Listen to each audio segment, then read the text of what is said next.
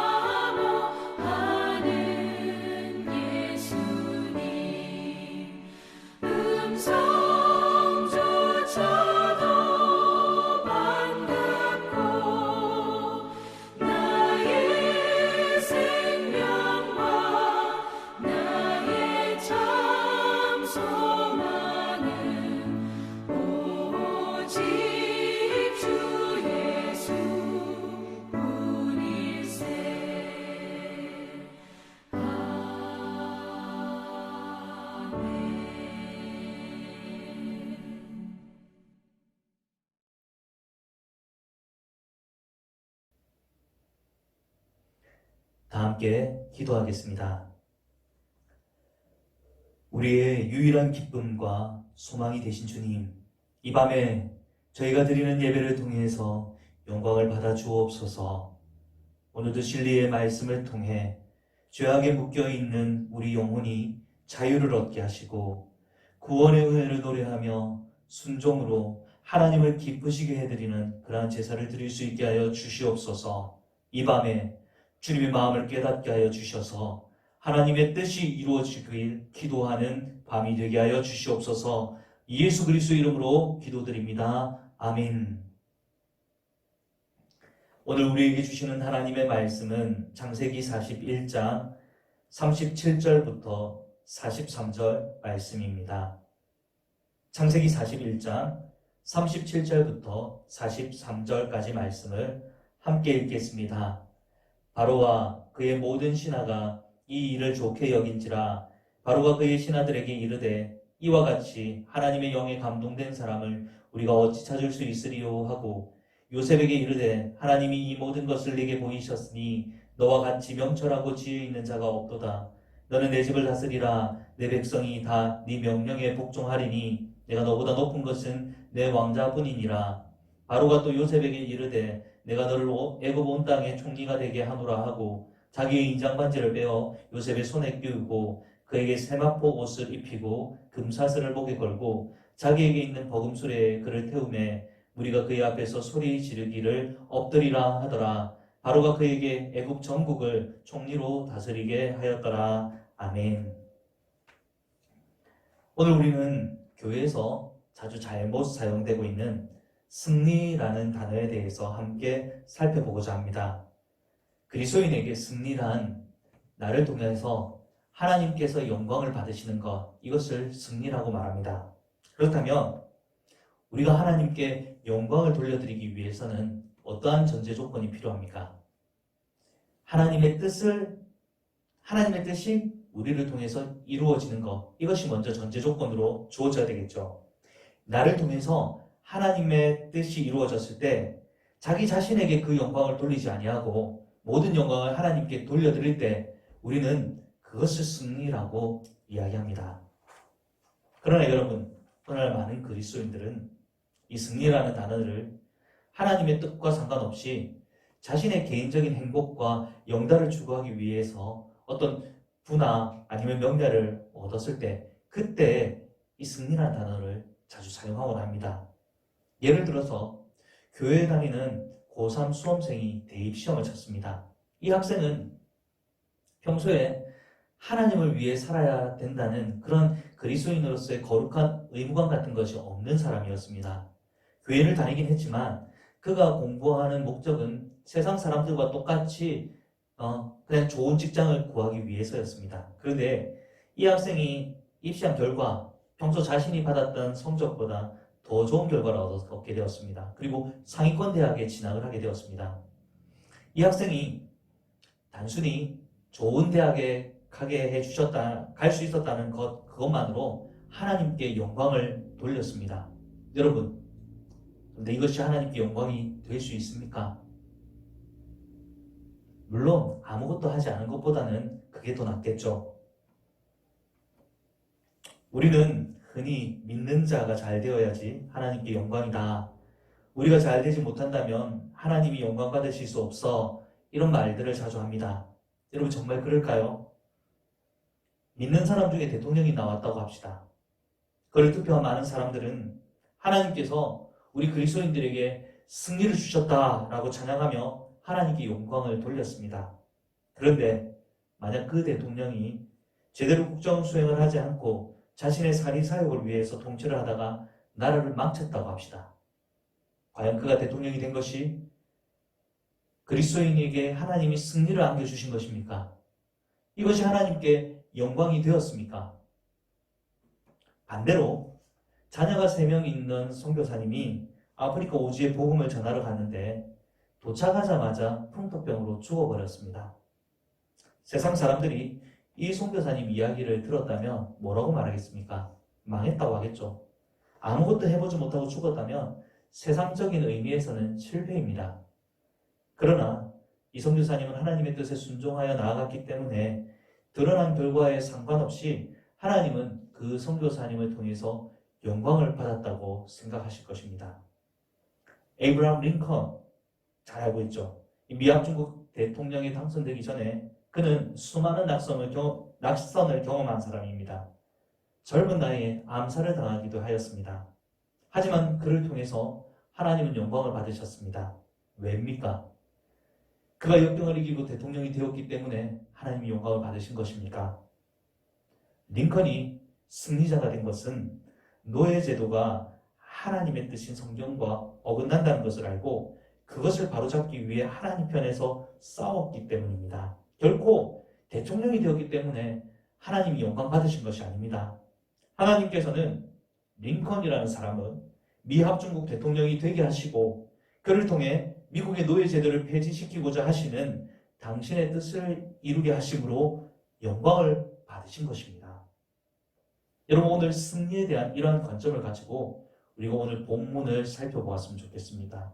오늘 본문의 요셉, 이 요셉은 바로왕이 꾼 두 가지 꿈을 해석해주고 7년의 대풍년 후에 다시 또 닥쳐올 7년의 대흉년 때 어떻게 하면 그 위기를 극복할 수 있는지 대안까지 제시해 주었습니다. 요셉은 이 일 때문에 바로왕의 신임을 얻어 애굽의 국무총리가 되었습니다. 요셉을 그 자리에 앉히신 분이 누구십니까? 명백하게 하나님입니다. 그러나 성경이 말씀하시고자 하는 바는 수많은 역경을 견디고 결국 하나님의 사람 요셉이 어릴 때 꾼 꿈대로 애굽의 국무총리가 되었다는 그런 이야기를 하고자 하는 것이 아닙니다. 애굽의 총리직에 올랐다면 총리로서 국정 임무를 당연히 잘 수행해야 되겠죠. 그런데 생각 한번 해보십시오. 요셉이 국정을 안정적이게 운영하며 이 애굽의 평안과 번영이 오게 하였습니다. 그렇다면 그 후에 백성들, 애굽 백성들은 어떻게 했겠습니까? 그들이 여호와를 믿고 여호와만을 섬기며 살게 되었을까요? 그렇지 않았을 것입니다. 그들은 자신들이 원래부터 하고 있었던 우상 숭배에 더욱 몰두하여서 그 일을 행하였을 것입니다. 무슨 말입니까? 요셉이 애굽의 총리가 된 것은 그를 통해 하나님께서 어떤 특별한 일을 하실 다른 계획을 가지고 계신 것이지 이 세상 나라가 잘 되기 위한 어떤 일들을 하시려고 그 자리에 요직에 앉히신 것이 아니라는 것입니다. 그 하나님의 특별한 계획이 무엇입니까? 여러분, 애국과 가나안 일대에 기근이 찾아왔다면 하나님의 백성인 요셉의 집안 사람들, 아버지와 형제들, 그리고 수천 명이 넘는 가솔들, 그들은 기근에서 자유로울까요? 그들도 분명히 먹을 것이 없어 생존의 위기를 맞이할 것입니다. 이때 애굽에 곡식이 있다는 소문을 듣고 가족들이 곡식을 구하러 찾아오지 않겠습니까? 그때 하나님은 요셉을 통하여 하나님의 백성, 즉 이스라엘 백성들을 먹여 살릴 그러한 계획을 가지고 계셨던 것입니다. 그래서 요셉은 총리가 된 후 7년간의 대풍년이 들었을 때 나라의 곡식 창고에 충분한 양의 식량이 비축될 수 있도록 모았습니다. 그리고 대흉년이 들었을 때 애굽 백성들뿐만 아니라 곡식을 구하러 온 주변의 다른 민족들에게도 그 곡식들을 나누어 주게 됩니다. 자신의 형제들을 포함한 70명의 가족들과 수천 명의 가솔들, 그리고 많은 가축들을 먹일 양식, 그 많은 양식을 어디서 구하겠습니까? 요셉은 그의 가족들이 반드시 애굽을 찾아오리라 확신하고 있었습니다. 과연 형들이 그 곡식을 찾으러 애굽으로 왔습니다. 형들은 요셉을 알아볼 수 없었지만 요셉은 형들을 알아보았습니다. 지난 24년동의 세월 동안 그들에게 무슨 일이 있었는지, 집안의 사정은 또한 어떻게 변화했으며 형들의 심경은 변화가 있었을까, 여러 가지 동향을 알고 싶었을 것입니다. 더욱이 이 같은 어머니의 배에서 난 하나밖에 없는 동생, 그 베냐민이 지금 그 중에 보이지 않고 있습니다. 혹여나 형들이 베냐민을 해치지는 않았을까 걱정도 되었던 것입니다. 요셉은 일단 자신의 정체를 숨기고 이 형들을 애굽 땅을 정복하려고 숨어든 정탐꾼으로 몰아세웠습니다. 그리고 그 형들의 반응을 살펴보았습니다. 요셉은 지금 이 애굽의 언어를 사용하고 있습니다. 그리고 자신은 이 히브리어를 못하는 것처럼 통역을 지금 세워놨습니다. 그렇기 때문에 형들은 자기들끼리 히브리어로 대화할 때 요셉이 자기들의 대화를 듣고 있다는 생각을 못하고 있습니다. 형들이 이야기하는 것을 들어보니 자신을 팔 때 첫째 형 르우벤이 형제들을 말렸다는 새로운 사실을 알게 됩니다. 요셉은 그들 모두를 먼저 가두어 놓습니다. 그리고 그들 중 한 사람만 집으로 돌려보내 너희들이 정탐꾼이 아니라면은 당신의 동생, 그 마지막 그 동생을 데리고 오라. 그렇다면 내가 그 사실을 믿어주겠다라고 이야기를 합니다. 그리고 사흘 뒤에는 생각을 바꿔서 시몬 한 명만 남기고 나머지 9명의 형들은 다 곡식을 가지고 집으로 돌아가게 합니다. 그리고 다시 올 때 베냐민을 꼭 데리고 오라고 한 것이죠. 형들은 돌아가는 길에 여관에서 곡식 자루를 열어보았습니다. 그리고 깜짝 놀랍니다. 그 곡식 자루 안에 곡식뿐만 아니라 곡식 대금으로 지불했던 돈까지도 그 안에 같이 들어있었던 것입니다. 두렵기도 하고 어떤 일이 벌어질지 모르니까 두렵기도 했지만 그러나 이 애굽에서 가지고 온 곡식들이 또 다 떨어지자 어쩔 수 없이 아버지를 설득해서 이 베냐민을 데리고 그곳으로 다시 올라가게 됩니다. 요셉은 돌아온 형들과 함께 식사를 하자고 했는데 여전히 자신의 정체는 아직 밝히지 않은 상태입니다. 동생 베냐민을 이제 처음 봤습니다. 얼마나 마음이 뭉클했을까요? 감정이 북박 솟올라 몰래 방으로 가서 한바탕 울고 난 뒤에 식사를 했습니다. 요셉은 지난 세월 동안 자신의 형들이 어떻게 변했는지 알고 싶었습니다. 자신을 시기하여 이스마엘 상인에게 팔아버린 것처럼 혹시나 동생 베냐민을 괴롭히지는 않았는지 또 그들이 과연 지난날의 과오를 회개하고 뉘우치고 있었는지 알고 싶었습니다. 그래서 식사할 때 사람을 시켜서 몰래 자기 동생 베냐민의 곡식 자루, 그 곡식 자루 안에 은잔을 숨겨놓으라고 시켰습니다. 이 은잔이 뭐냐면 술이나 음료를 먹을 때 사용하는 은잔이 아니라 애국 왕실에서 점을 칠 때 사용하는 굉장히 중요하다고 할 수 있는 그런 물건이죠. 베냐민을 도둑으로 몰아붙였을 때 그 형들이 어떤 반응을 보이는지 그 반응을 확인하고 싶었던 것입니다.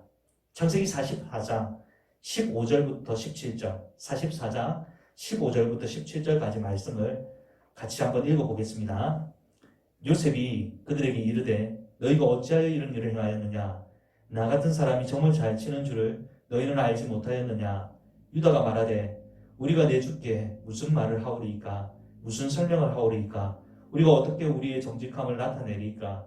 하나님이 종들의 죄악을 찾아내셨으니 우리와 이 잔이 발견된 자가 다 내 주의 노예가 되겠나이다. 요셉이 이르되 내가 결코 그러하지 아니하리라. 잔이 그 손에서 발견된 자만 내 종이 되고 너희는 평안히 너희 아버지께로 올라갈 것이니라. 넷째 형 유다의 대답은 뜻밖이었습니다. 16절에 유다가 뭐라고 하냐면 하나님이 종들의 죄악을 찾아내셨으니 라고 말을 합니다. 이 말의 의미가 무엇이냐면 지금 억울한 일을 당하고 있죠. 무슨 일이 벌어지는지 알지도 못합니다. 그런데 이 일이 일어났던 것이 왜 일어났냐면 24년 전 자기들이 동생을 팔아먹은 그 일 때문에 지금 하나님이 자신들을 벌하고 계시다라고 생각을 한 것입니다. 그래서 유다는 자루에서 잔이 발견된 베냐민뿐만 아니라 그 벌 받고 있는 우리도 다 종이 되겠다라고 말한 것입니다. 이 대답을 듣고 요셉은 은잔이 발견된 베냐민만이 아니라 베냐민만 자기 종이 될 것이고 다른 형제들은 전부 돌아가라고 이야기를 합니다. 이때 유다는 요셉에게 지난날 자신의 가정에서 일어났던 동생의 일에 대해서 털어놓습니다. 그리고 그 아버지 야곱이 얼마나 슬퍼했었는지, 그리고 그 베냐민마저 이제는 없어지면 아버지가 슬픔을 못 이겨 결국 돌아가시게 될 것이니 베냐민 대신 자기를 종으로 삼아달라고 부탁을 합니다. 유다의 이 말을 듣는 순간 요셉의 마음이 어떻겠습니까? 마음이 녹아내릴 것입니다. 감정을 주체할 수 없어서 엉엉 울며 비로소 자신의 정체를 드러내게 됩니다. 요셉 이야기의 클라이막스입니다. 이 부분이 창세기 45장 2절부터 8절인데요. 우리 함께 45장 2절부터 8절 말씀을 읽어보겠습니다. 요셉이 큰 소리로 우니 애굽 사람에게 들리며 바로의 궁중에 들리더라. 요셉이 그 형들에게 이르되 나는 요셉이라 내 아버지께서 아직 살아계시니까. 형들이 그 앞에서 놀라서 대답하지 못하더라.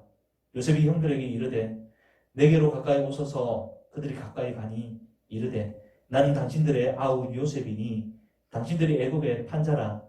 당신들이 나를 이곳에 팔았다고 해서 근심하지 마소서. 한탄하지 마소서. 하나님이 생명을 구원하시려고 나를 당신들보다 먼저 보내셨나이다. 이 땅에 2년 동안 흉년이 들었으나 아직 5년은 밭갈이도 못하고 추수도 못할지라. 하나님이 큰 구원으로 당신들의 생명을 보존하고 당신들의 후손을 세상에 두시려고 나를 당신들보다 먼저 보내셨나니 그런즉 나를 이리로 보낸 이는 당신들이 아니요 하나님이시라.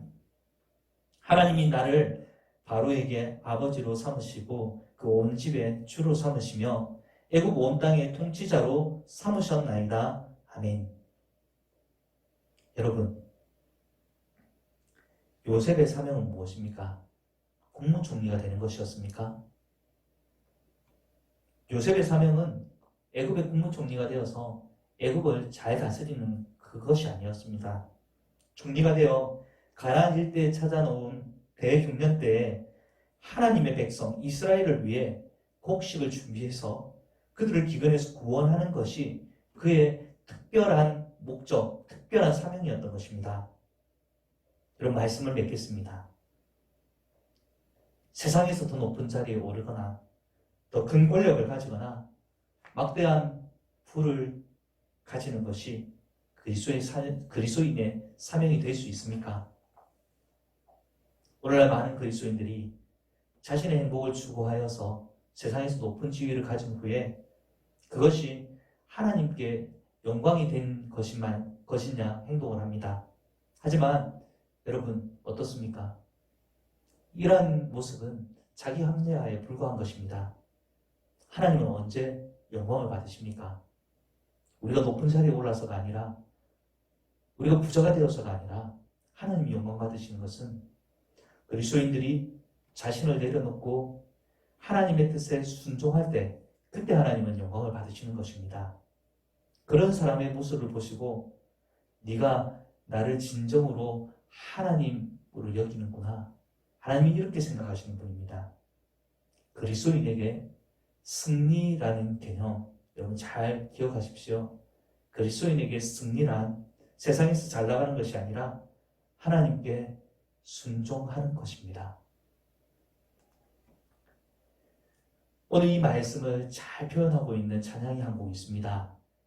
이 CCM 가수 김명식 씨의 승리가 무엇인 줄 아는가라는 찬양인데요. 우리 함께 마지막으로 이 찬양을 부르고 기도하도록 하겠습니다.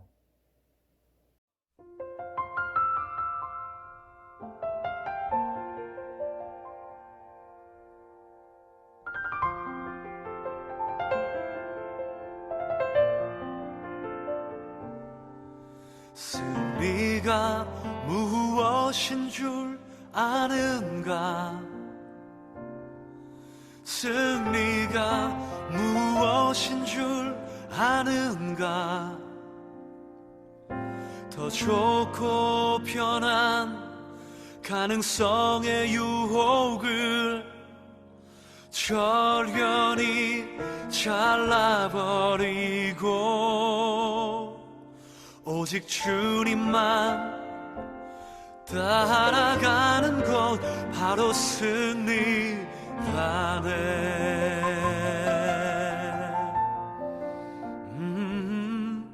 승리가 무엇인 줄 아는가?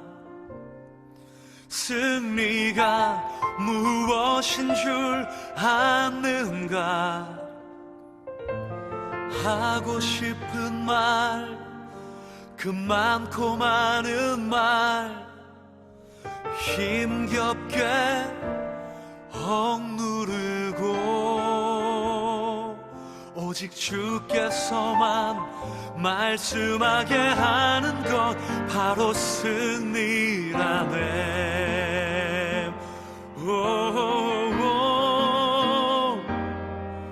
결과가 어떠해도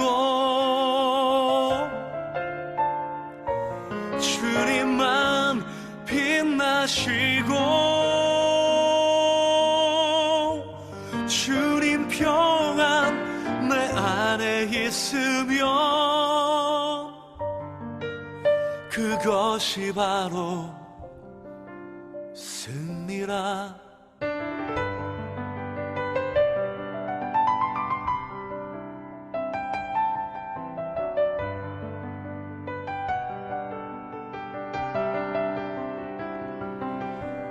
오 치열한 자기와의 싸움을 어렵게 잠재우고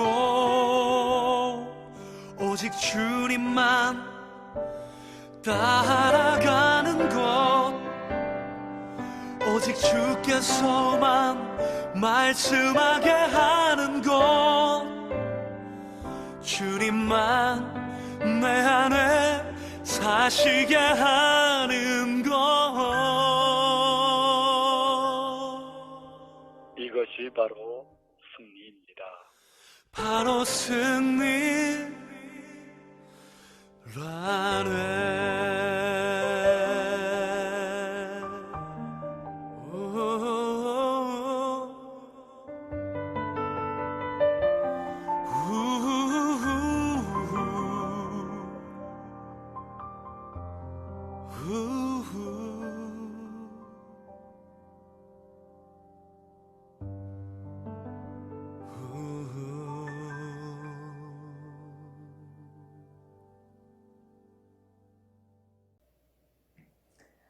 다 함께 기도하겠습니다.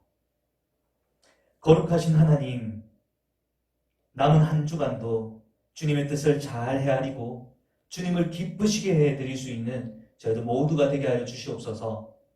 내가 바라는 삶과 주님이 원하시는 삶을 선택해야 되는 위치에 있을 때, 그때 고민하지 않고 주님을 선택할 수 있는 우리 정관시학교의 모든 성도들이 될 수 있도록 축복하여 주시옵소서. 예수 그리스도 이름으로 기도드립니다. 아멘.